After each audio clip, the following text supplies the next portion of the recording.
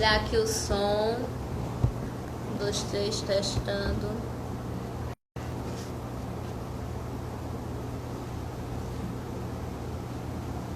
Boa noite a todos e a todas.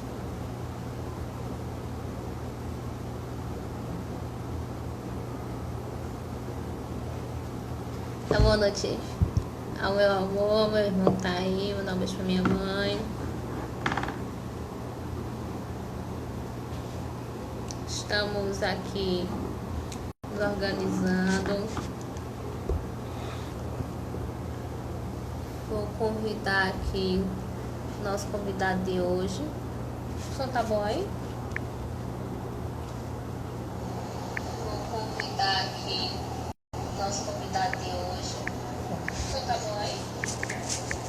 Só um minutinho.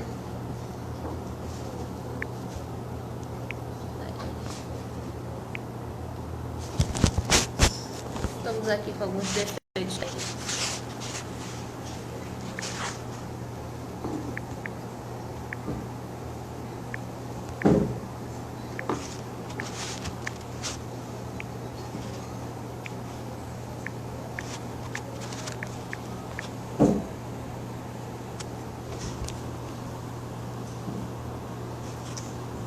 Ai, peraí.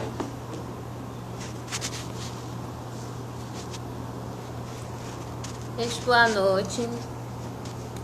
Nosso convidado já está aqui, Lucas Honorato. Só vendo se eu consigo te chamar, Lucas, que tá dando alguns problemas aqui.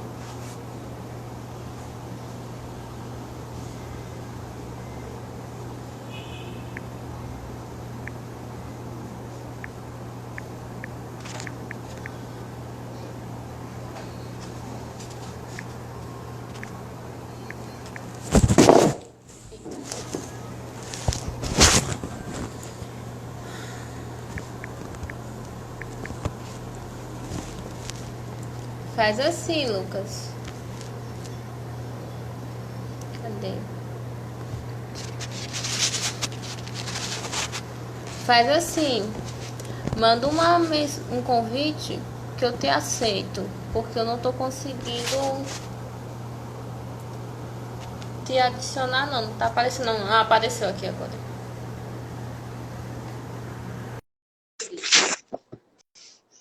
Deixa eu pegar aqui o negócio também que eu tô caçando suporte aqui.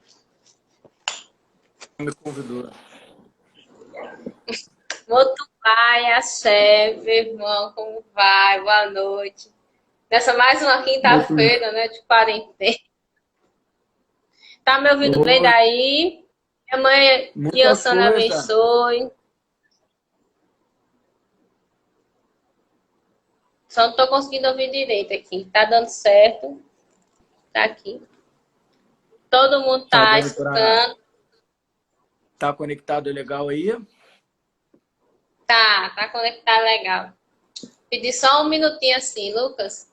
Diminua um pouquinho o som do desenho aqui, que senão, tu sabe, né? A pessoa tem filho, Ah, a TV é dos filhos. E a sala é nossa, né? Então a sala é toda. A sala é estúdio de gravação, é estudo, é para almoçar, é cozinha, é tudo. como é que Tá tá, tudo bem aí? Raulzito? Tudo bem, Tá aqui, graças a daqui a Deus. Não pouco ela podemos reclamar de aparece. nada, não. Daqui a pouco ele vem Coisa aqui. Deixa eu boa. pegar logo ele, pra gente ver que ele tá ali. Senão ele vem, aí volta, aquele negócio. Você vai fugir?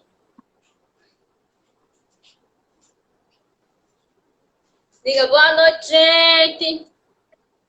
Como é que Raulzito! tá? Beijo do Diga Rio. boa noite. Boa noite, minha gente. Eu tava por aqui querendo aparecer, mas agora eu resolvi assistir desenho. Então não quero não, tô com vergonha. Daqui a pouco eu venho mamar. Diga beijo, beijo, Lucas. Beijo, gente. Como é que Diga estão? beijo, vovó Deusa. Beijo, Titi Capuã. Beijo, papai que tá me vendo aqui. Beijo.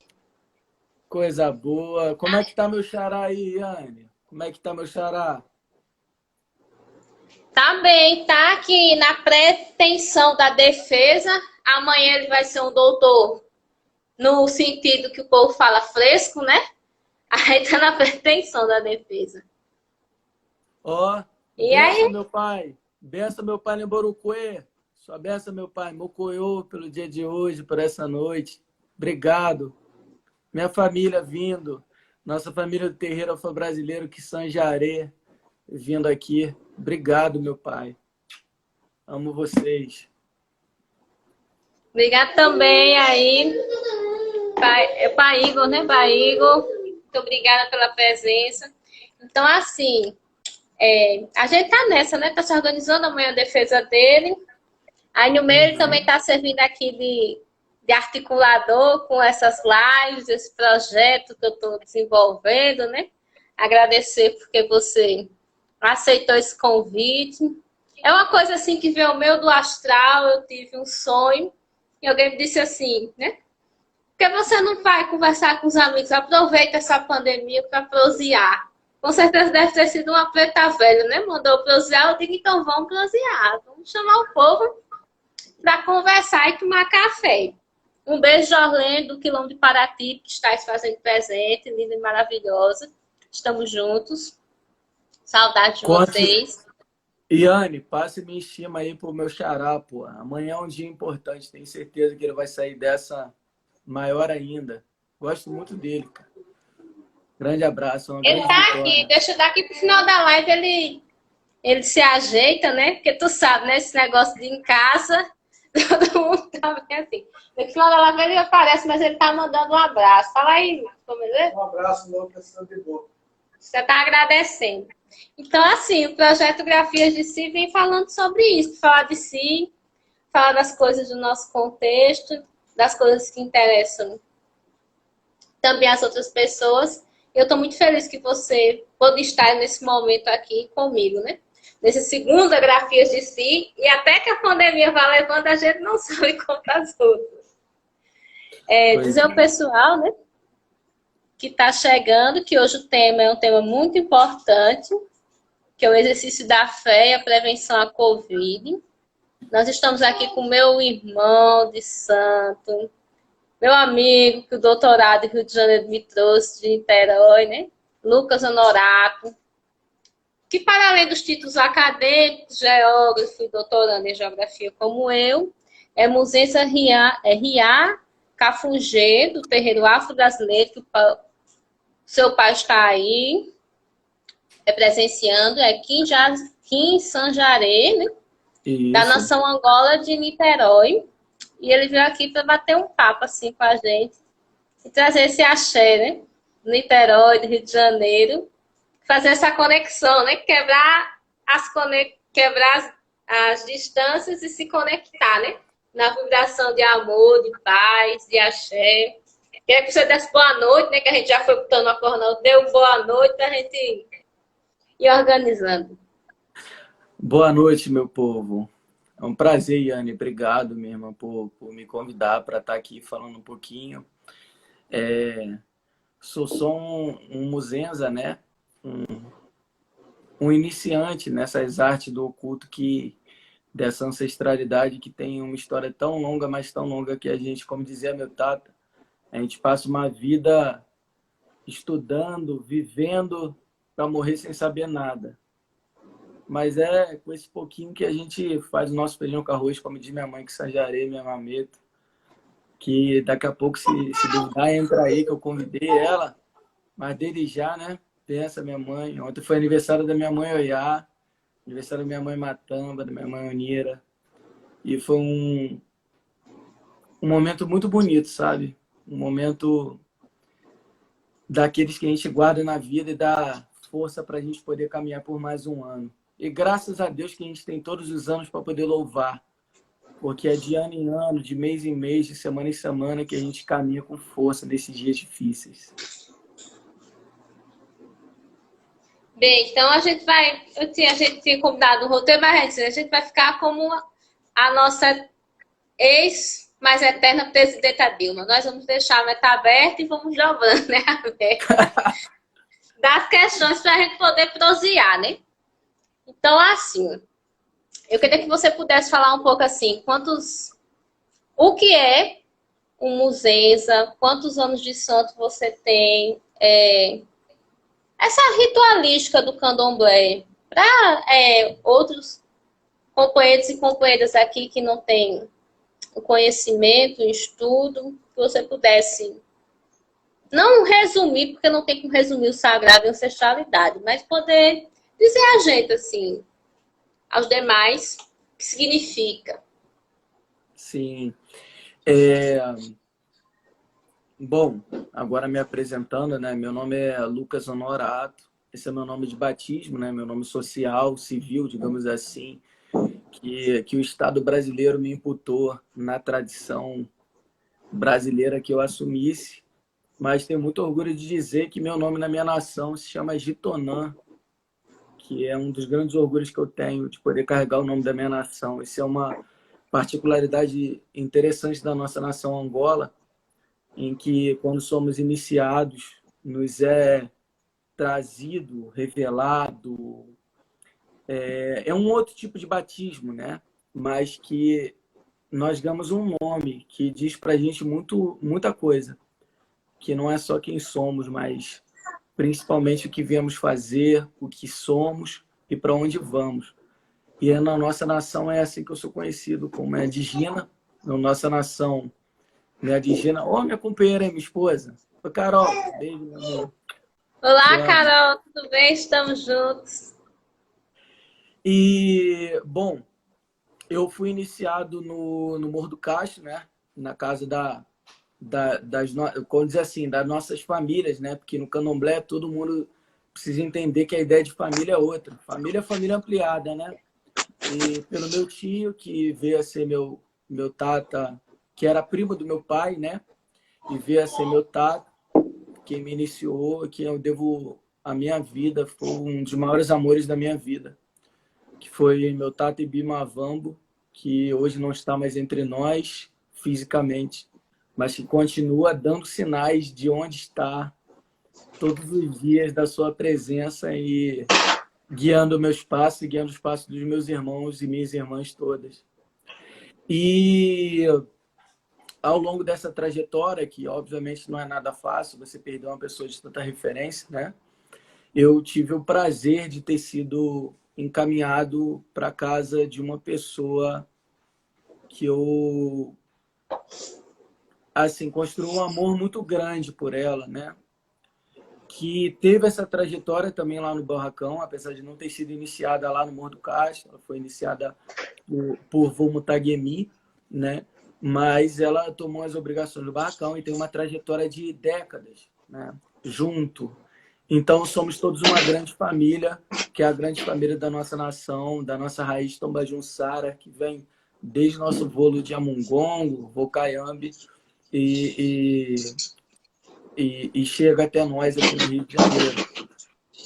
E eu posso falar isso porque, assim, hoje eu sou muzenza, né? Isso quer dizer que na nossa cultura eu sou uma criança.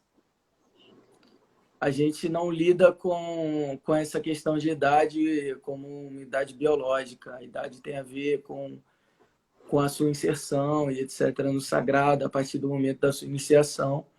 E eu sou muzenza porque sou uma criança, apesar de ter sido iniciado no dia 20 de janeiro de 2013, ou seja, teoricamente não, na prática tenho uns 7 anos, né? O que me daria espaço, vamos dizer assim, de tempo para me considerar já esse prazo dos 7 anos como mais velho em alguma coisa ou menos novo, mas eu, por conta dessas questões da trajetória do meu pai, etc., não tomei minhas obrigações, então, por questão muito clara de honestidade, sempre sou e sempre vou ser um muzenza, sempre vou ser uma criança. E é nesse pouquinho que a gente tem, nesse pouquinho que a gente sabe, nesse grão de areia que a gente segue. Essa é a trajetória, né? E o que eu posso te dizer, irmã, assim, sobre, para iniciar nossa conversa, né? Sobre a importância do sagrado nesse contexto tão difícil que a gente está vivendo, eu só posso dizer assim, o que eu entendo do que é o candomblé para mim. Eu não posso dizer o que é o candomblé, eu não teria não teria essa pachorra, essa coragem de dizer o que é o candomblé. E é preciso situar aí também, porque a gente está falando não de uma religião, a gente está falando de uma cultura, a gente está falando de uma forma de viver. É muito importante situar isso, porque quando a gente entra nos espaços, as pessoas perguntam assim direto: ah, mas qual a sua religião? Como se houvesse uma divisão para nós sobre o que é religião, o momento da religião, o momento civil. Não há. Eu sou o que eu sou. Eu sou uma pessoa iniciada a Cafungão, uma pessoa iniciada a Cavunga. Eu sou um dos descendentes da terra. Não pode ser de terno, não pode ser numa academia, não pode ser em lugar nenhum que eu vou ser diferente. Eu só sou isso. Então, para mim é difícil falar em religião, porque eu sempre costumei mudar esse diálogo e falar: olha, minha religião não, né? Minha cultura. Minha cultura é essa. Minha cultura é de matriz banto, é uma cultura afro-brasileira, né? De matriz banto, mas é afro-brasileira e diretamente ligada à terra, que é tudo que é para mim. Então, quando me perguntam assim o que é o candomblé, né? O que é o candomblé para mim, eu não tenho muita resposta, porque a minha única resposta possível é tudo. Porque eu não posso me entender fora disso. Aliás, eu acho que eu não serei ninguém fora disso. Eu costumo dizer, né, que nós somos... As religiões, elas são... É muito comum dizer que as religiões são... Não, todas as religiões são iguais. O que muda é o Deus que você cultua. O que eu acho assim que o que aparece muito, irmão, é assim, as pessoas quererem medir o candomblé, as religiões matriz africana, Jurema, a partir do crivo do cristianismo. Então é como se todo mundo fosse o cristianismo. Até uma das nossas ancestrais, que virou ancestral, né, Mãe Estela de Oxós, falava muito disso, né?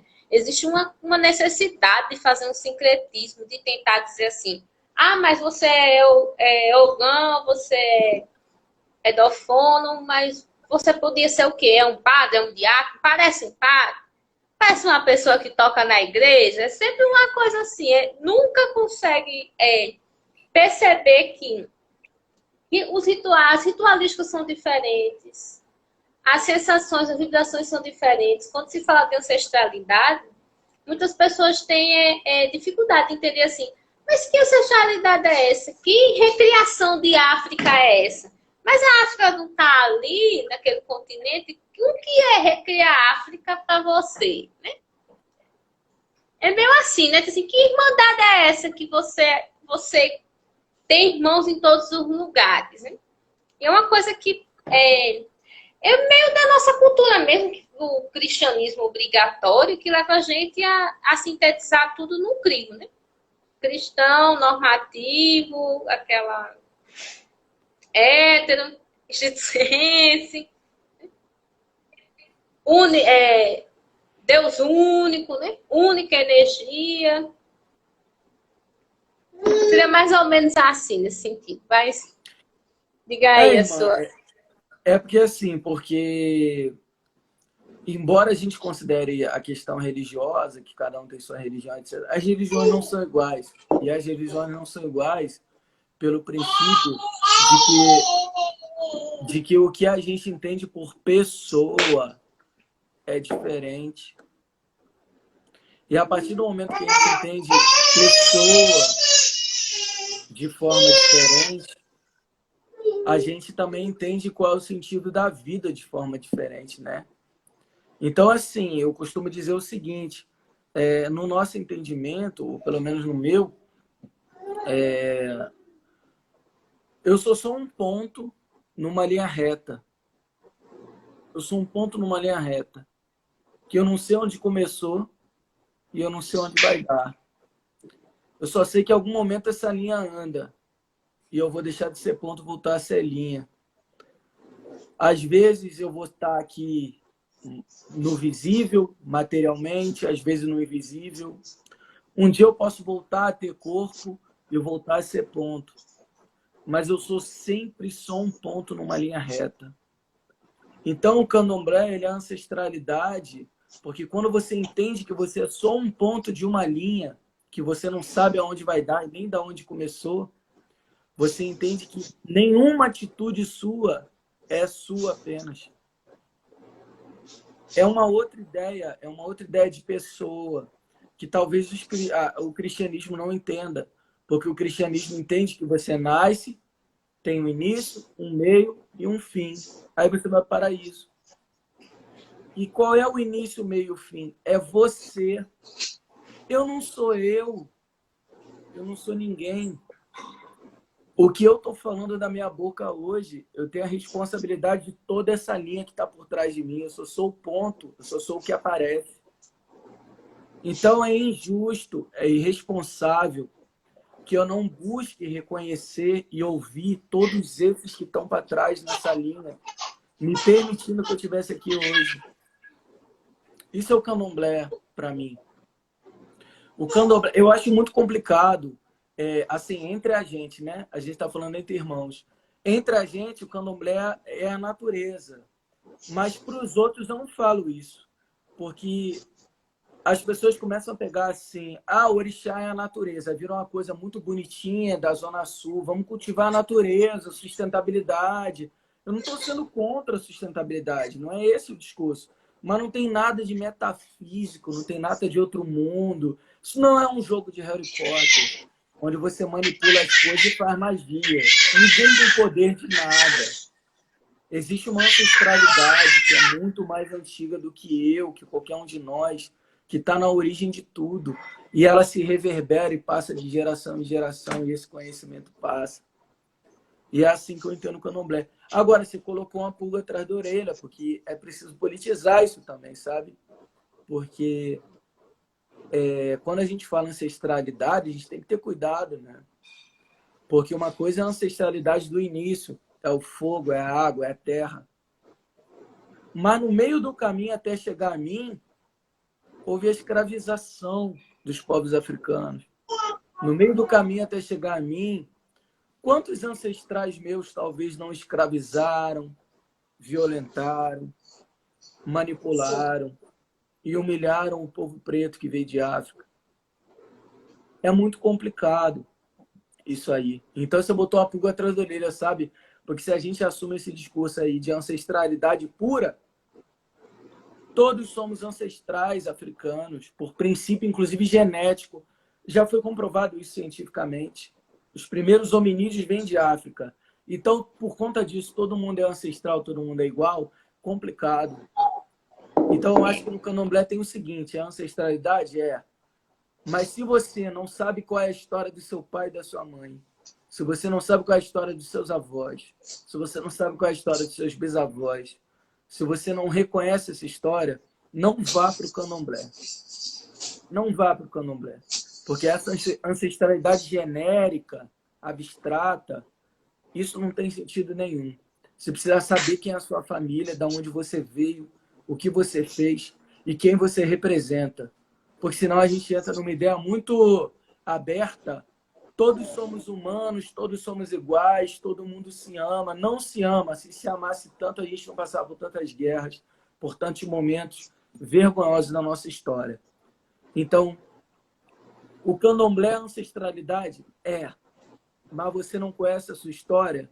Então nem pise. Porque senão, candomblé tem que ter raiz, como diz meu mameto. Se não tem raiz, não tem nada. E a raiz você tem que saber qual é. Não dá para tirar da veneta, acordar amanhã e falar assim, não, mas eu sou filho do meu pai Molô. Que isso? Mas como assim? Como é que funciona isso? Veio da onde? Quem te ensinou? Da onde você se espelha? E falando nessas raízes, irmão, assim, a gente entra já em outras questões, que é uma questão entrando na outra, com as raízes que vão crescendo. A raiz, as folhas, as ervas, são dos principais fundamentos do axé, do culto.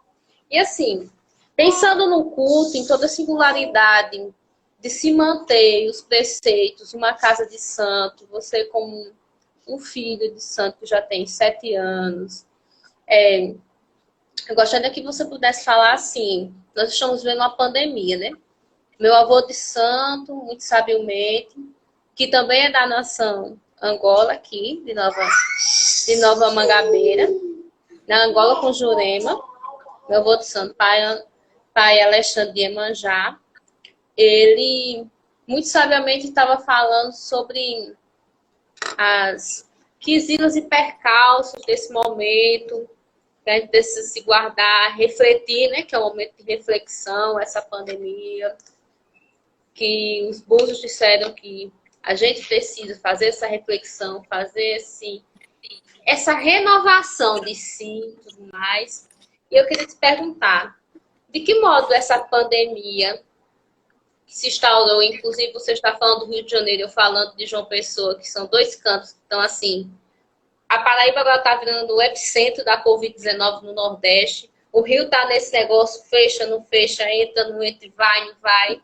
E de modo que a gente está mais ou menos depois do carnaval, todo mundo, hora está dentro de casa, hora sai.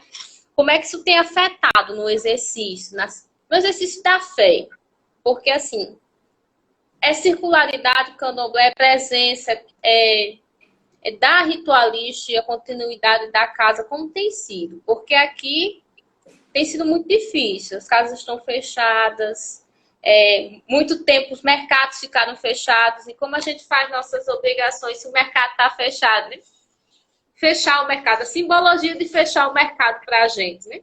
O mercado é casa deixou onde tudo come, tudo bebe, os mercados fechados, como tem sido. Antes de bater esse papo, como eu pedi a benção ao meu pai em Borocoê, queria registrar a presença, a benção Nando, meu mais velho. Nando é uma das grandes representações aqui no Rio de Janeiro da resistência preta,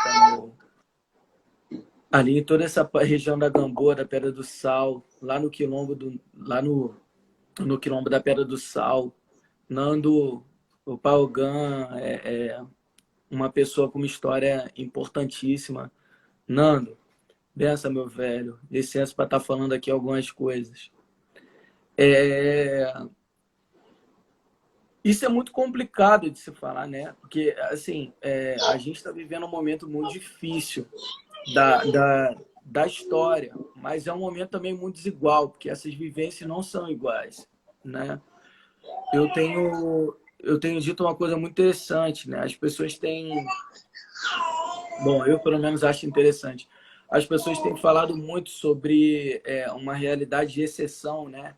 Não poder sair de casa e etc. E essa, na verdade, essa exceção aí já é a regra para muita gente, né?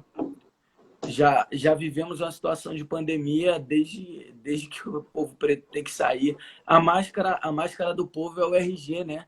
Que desce. Se desce do alemão, mulher que, porra, 18 anos, preto desce do alemão, se ele não tiver com RG, filho, a probabilidade dele tomar um prejuízo é enorme, tal qual a gente desce com a máscara hoje. Então, essa situação de pandemia, ela é desigual na história para as pessoas. Mas é importante lembrar que o candomblé, né, para focar no nosso assunto, o candomblé tem uma diferença muito grande, porque o candomblé, do ponto de vista da sua organização espacial, ele está muito associado à família. Então, muitas casas de candomblé, elas têm a sua própria família no quintal. É um pouco diferente falar em igreja, porque normalmente as igrejas elas não são espaço de morada. Elas são um espaço sagrado em que você se desloca até ela para poder, né, fazer o seu culto e por aí vai. Mas quando você fala do candomblé, você está falando de uma outra dinâmica. Você está falando de uma dinâmica que envolve toda uma condição de muita gente que mora dentro do terreiro e que vive aquela realidade. O que também não é uma realidade única, né? Hoje em dia o candomblé também está mudando muito por conta disso também, que a vida está mudando e as pessoas não necessariamente estão morando mais apenas dentro do barracão. Então não é fácil manter a dinâmica da cultura dentro dessa situação de pandemia, porque o candomblé ele tem um fundamento muito grande com os mais velhos, né? ao contrário da oposição aí dessa sociedade que a gente vive, onde o mais velho é visto como aquele ali que é um problema, pô, já viveu tanto, agora fica dando problema para os filhos. Para a gente é o contrário. Não há nada mais bonito do que envelhecer. O fundamento da vida é envelhecer, né? O nosso máximo respeito são os mais velhos. E, ao mesmo tempo, é a população que está em situação de risco, né? Então, a gente tem um desafio muito grande nesse sentido de manter o sagrado. Por outro lado, o candomblé é um grande hospital, né? O terreiro é um grande hospital. Seja ele de Umbanda, do candomblé, independente da nação, o terreiro é um grande hospital. E sempre foi, historicamente, o hospital do povo que não conseguia ou mal conseguia, por inúmeros motivos, por questão de dificuldade de inserção, por questão de estar privado dos direitos, seja qual for a questão. O terreiro sempre foi o hospital público do povo é o terreiro. Quando o povo não consegue se cuidar em lugar nenhum. Aliás, quando não consegue, não, vou mudar minha frase. Em primeiro lugar, tu vai no terreiro, depois tu vai para a UPA. Primeiro você bate no terreiro e vai assim, minha mãe, não estou me sentindo muito bem, não. Será que tem alguma coisa? Então, assim, um lugar de referência do povo pobre, preto, do povo da periferia, do povo do centro também, mas que vive nessa condição de fragilidade, muitas vezes, sempre foi o terreiro. Então, é muito complicado numa situação de pandemia você não poder ir ao terreiro. Porque é como se você não tivesse lugar para poder se cuidar. Sim. E é por isso que o povo todo de terreiro, e aí eu posso falar fazendo né, uma conversa a partir das experiências nacionais aí, posso falar aí, por exemplo, estava acompanhando a live de Mãe Dora, que se tiver aí, sua benção, minha Mãe Dora, lá de Brasília, e o povo todo da articulação viu uma boa live do pessoal do SEM, com várias lideranças religiosas falando como estão lidando com essa experiência da pandemia, porque o terreiro não pode parar. Não é que ele não pode parar, que ele não quer dizer que a gente vai sair fazendo festa, que a gente vai chamar o povo, soltar fogos, fazer aquela quizomba que a gente gosta de fazer. Não é essa a questão. A questão é que se o terreiro para, o povo sofre duas vezes. Pela pandemia e por não ter como se cuidar. Então é preciso dar um jeito de se adaptar. E olha que eu não estou nem falando do sagrado, porque o sagrado também precisa de movimento. O sagrado, se não é cultuado, ele se cala. Ele não se cala, mas ele foge da nossa escuta. Ele não cala. A gente é que perde a escuta. Então, o sagrado ele precisa ser cultuado de alguma forma. Mas, ainda assim, isso não significa que a gente vai sair daí fazendo aquelas festas que a gente gosta, né? 300, 500, 1.000 pessoas, 5 dias, 7 dias de macumba, couro comendo, pagode, aquela vida pungente. A gente tem que ser razoável. Vai fazer a saída de santo, né? A saída de santo, a saída de obrigação, que chama o avô, o bisavô, o amigo e aquele negócio. Numa época, né, de pandemia. É complicado você fazer isso, até porque tem questões objetivas. Mas, por outro lado, é preciso lembrar que o povo de terreiro sempre foi adequado a inúmeras das normativas de segurança sanitária que estão sendo colocadas hoje.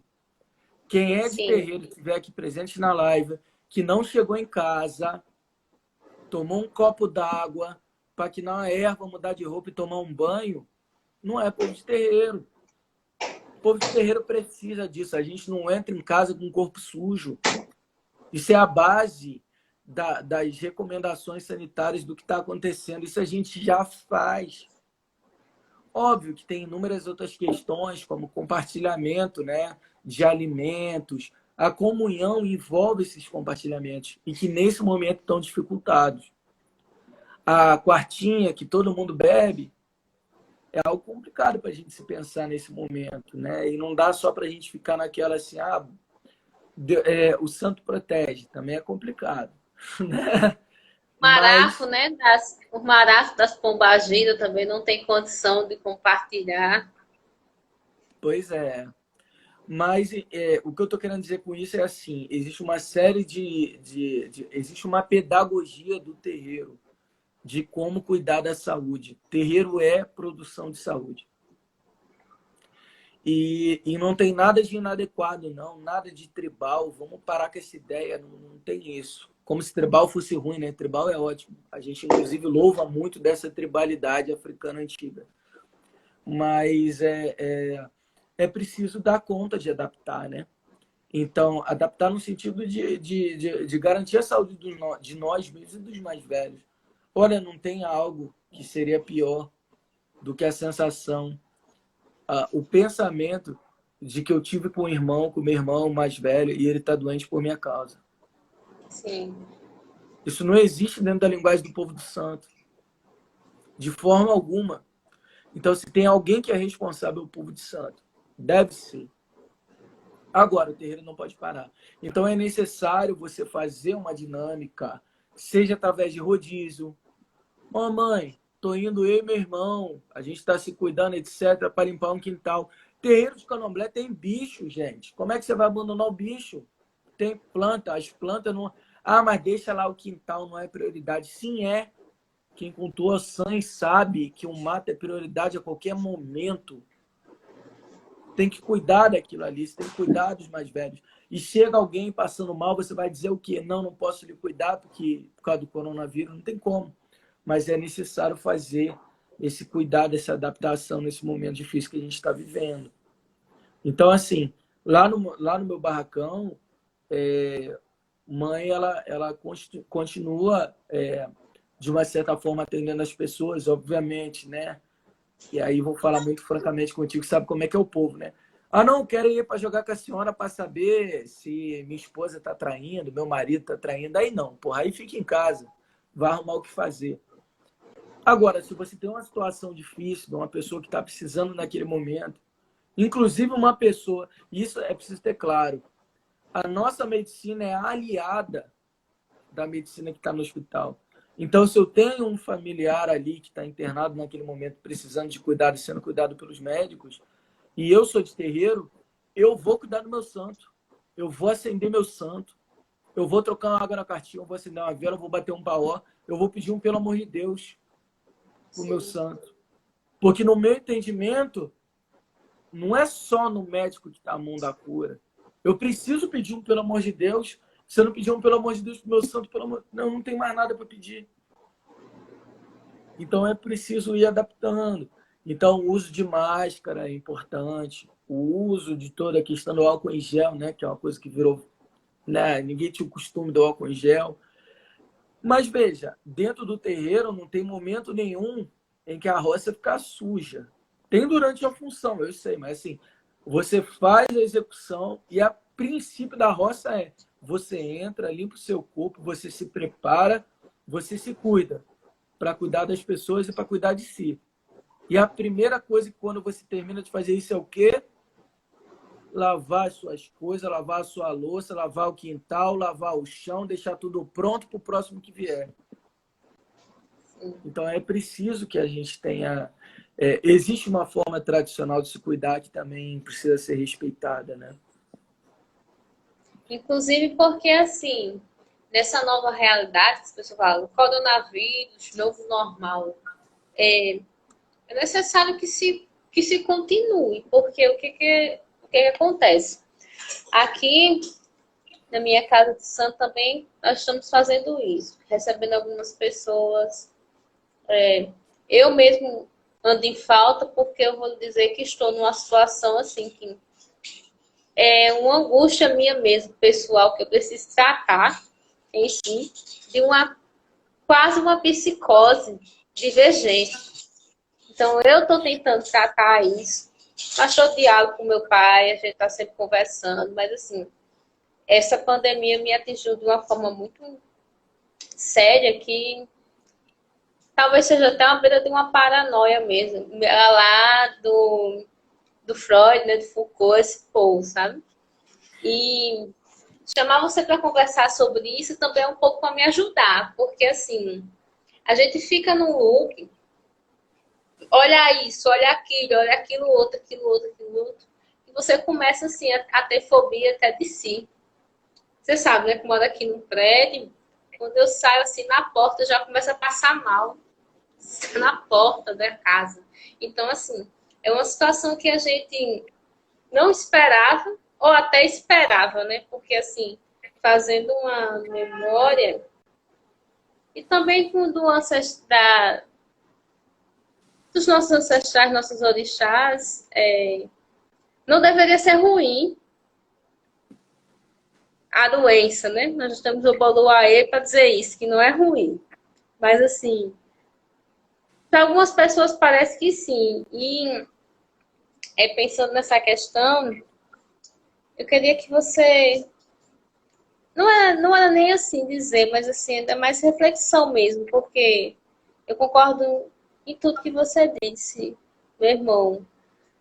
A prevenção que vem para a gente de uma relação de externo é uma coisa que a gente já vivencia, mas assim, talvez não há muitas coisas que algumas pessoas, assim como eu, não estavam preparadas, é nessa situação de não poder ver aquilo. E se amedrontar. E assim, o papo tá bom, a gente já tá com no meu relógio 42 minutos, mas eu queria assim que você falasse um pouquinho dessa questão do medo, né? Porque assim, não tava e tava. Porque eu falo de mim, né? Que ando com medo, com um medo.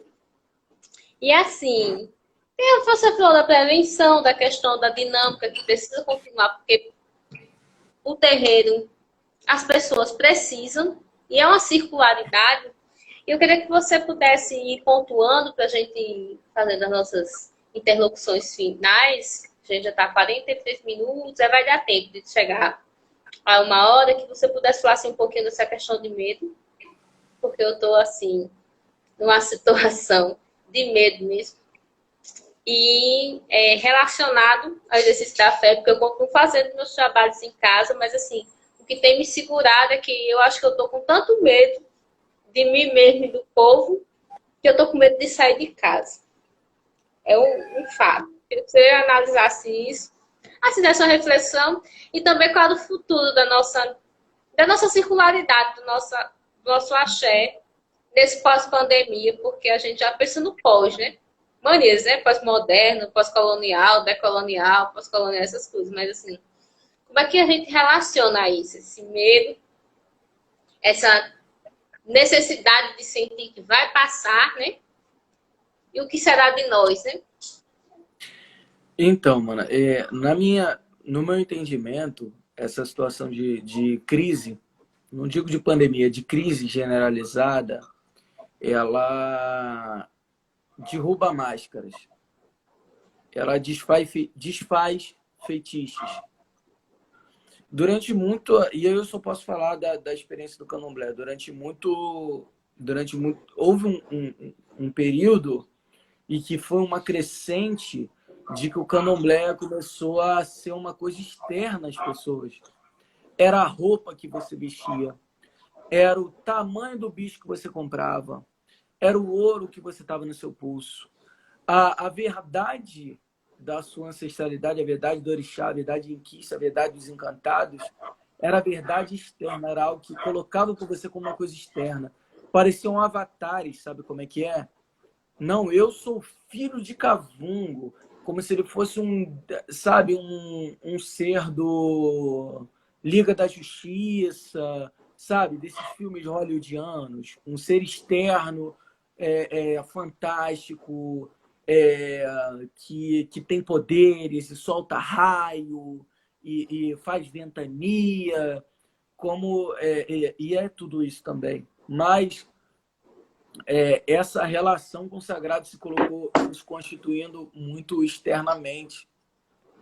E aí a gente começou a colocar e olhar para o mundo como se o mundo acontecesse fora, ou seja, o sagrado acontece fora, mas no meu corpo, mas é fora.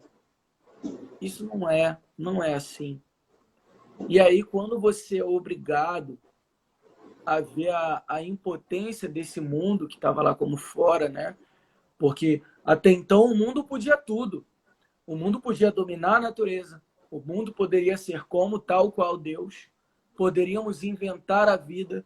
E aí veio uma situação de pandemia e mostrou que por mais que seja o auge tecnológico, por mais que estejamos num momento profundo de grande desenvolvimento, nos colocou no lugar para dizer, não, segura a tua onda porque tu não é ninguém, tu não é nada. Tu é muito importante, mas dentro da sua máxima importância, você não é nada. Volta para o seu lugar.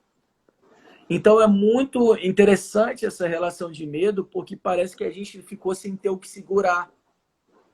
Porque até então você segurava na mão de Deus, né? Segura na mão de Deus. E estava tranquilo. E aí, do nada, isso não se sustenta. E aí o que aparece? O medo. O medo de não ter no que se apoiar, o medo de não conseguir se segurar a onda. Tudo que constituía a nossa experiência estava muito ligado a essa ideia de uma externalidade. Não à toa que se as pessoas perguntarem, quando vira para você e fala assim, Iane, se apresenta, quem é você? A primeira coisa que você falava é a sua profissão. Repara só, quem é você? Eu sou geógrafo. Ou seja, o que está me definindo é uma profissão externa do mercado de trabalho, que é uma parte mínima da minha vida. Se você for parar para ver, as partes internas da nossa experiência interna não se colocavam como referências de apoio. E aí vem uma pandemia e diz, olha, tá vendo, tudo que você se apoiou não sustenta. E aí o que sobra? O medo. Mas é nesse medo que a gente olha para dentro. Quem pode, obviamente, né? Que é uma situação de privilégio.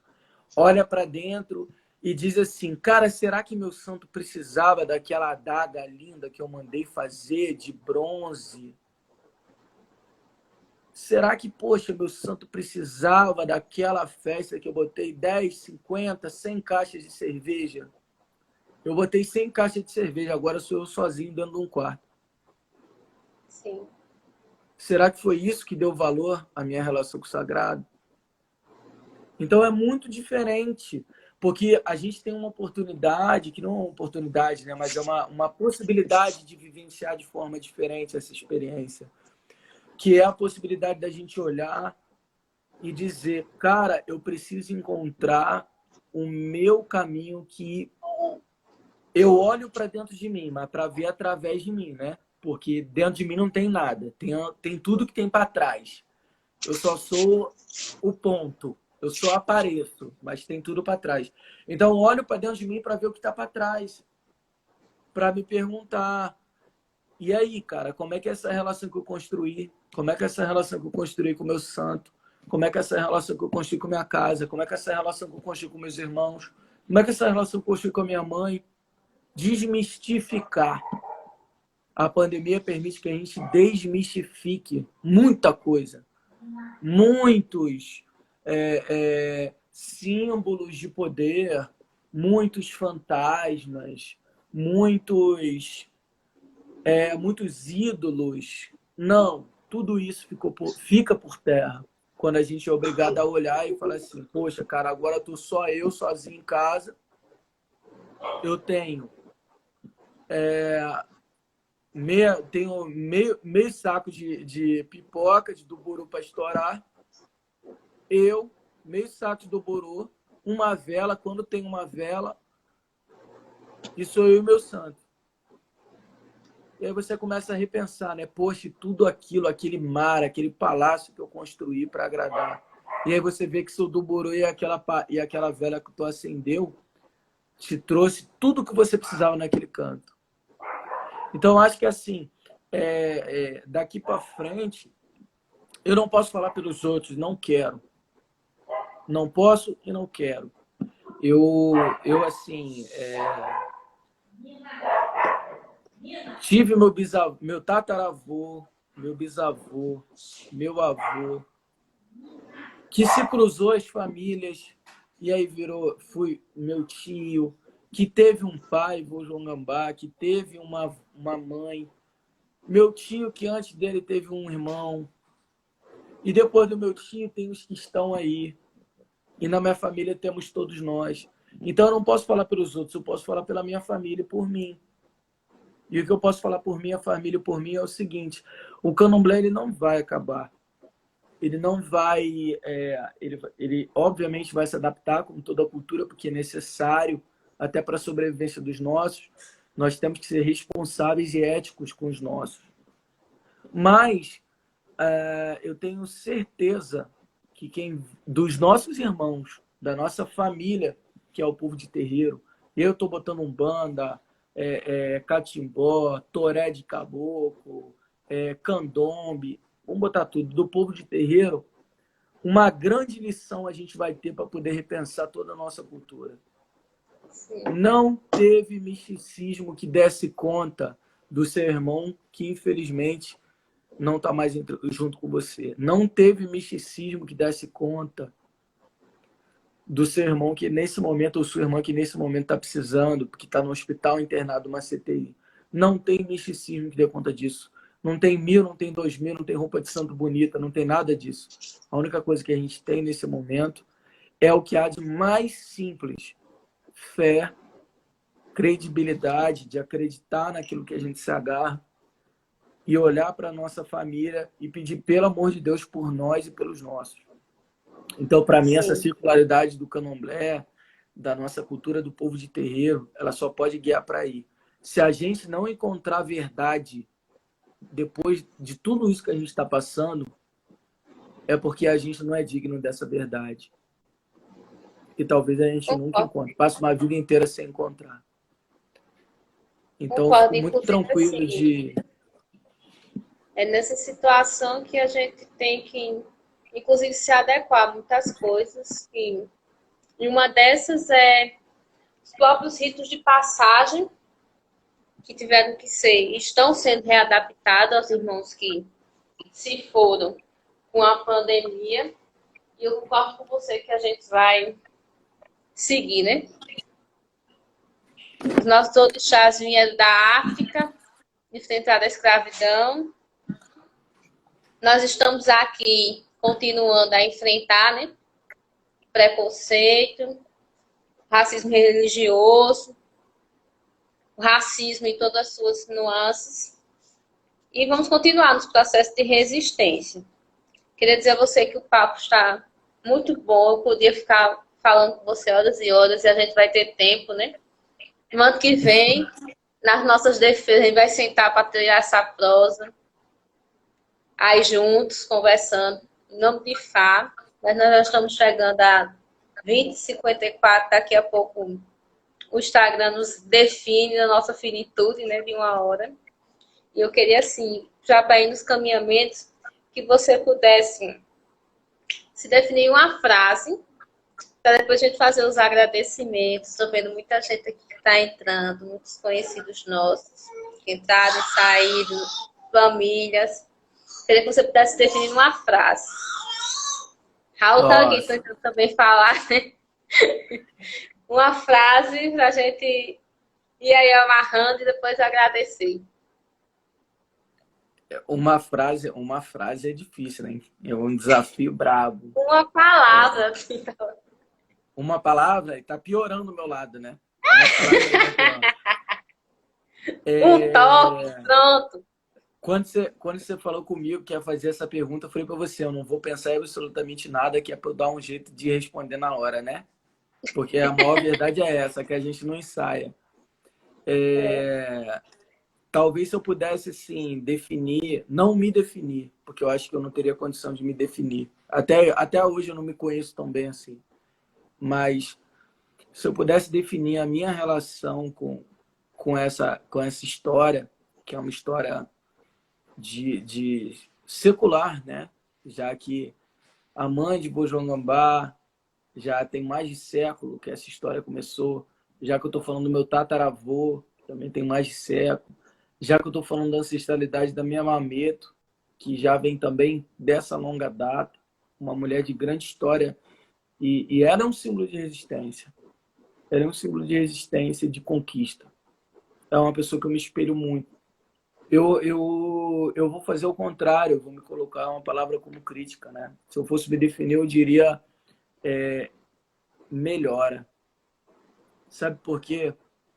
Porque Eu não me arrependo de nada que eu fiz na minha vida, mas eu considero que, assim, se teve alguma coisa que eu posso levar ao longo da minha vida, de toda essa minha experiência familiar, de todo mundo que esteve ao meu lado, foi a possibilidade de me fazer dia a dia uma pessoa melhor. Então, se existe um fundamento no candomblé, esse fundamento é que você seja melhor. Mas que você seja melhor para tornar os seus melhores também.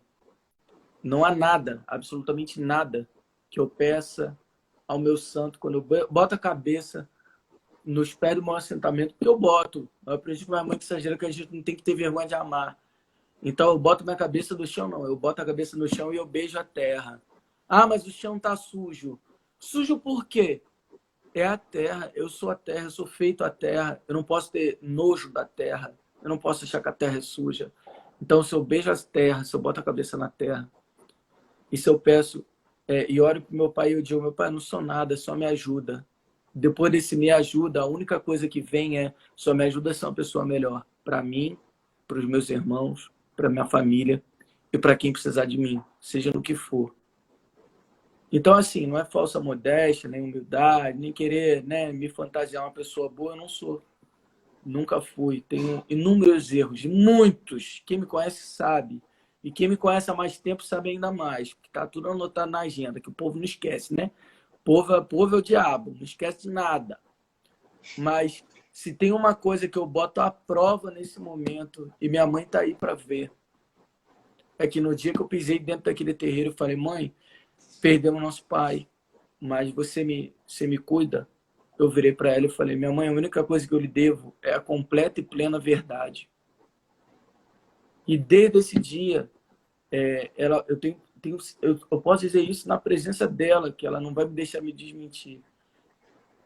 Desde esse dia, todos os dias eu viro para ela e pergunto, minha mãe, a senhora está feliz? A senhora gostou? Meus irmãos, vocês estão felizes? Vocês gostaram? Não nasci para grande sacerdócio, no sentido cristão da coisa, sabe? Mas eu acho que o mínimo que eu posso fazer, sendo um ponto numa linha reta, é cuidar melhor de mim, cuidar melhor dos meus.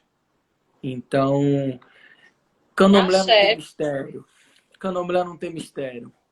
É você reconhecer a sua família, reconhecer a sua história, entender a sua história, a sua natureza, respeitar e fazer de tudo para se tornar uma pessoa melhor e digna. Porque diz na nossa cultura banto que o ser não morre, a pessoa não morre não, sabe? Só há um tipo de morte. Na nossa cultura, você sai do visível e entra no invisível, mas você não morre.